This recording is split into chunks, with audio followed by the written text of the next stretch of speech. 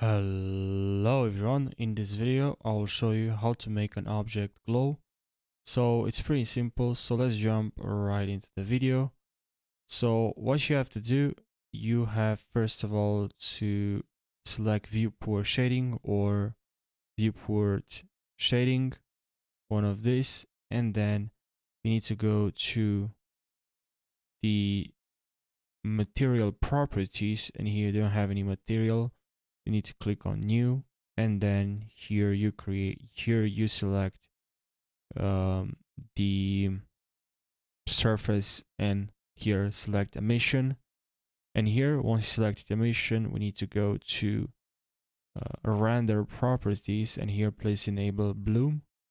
And here, when you see this, and also I forgot to tell you to change the color, obviously just get this color, and then we add the strength. So that's how you make objects glow in Blender. I hope this video helped you out. Don't forget to subscribe for more tutorials, and I'll see you in the next one. Take care.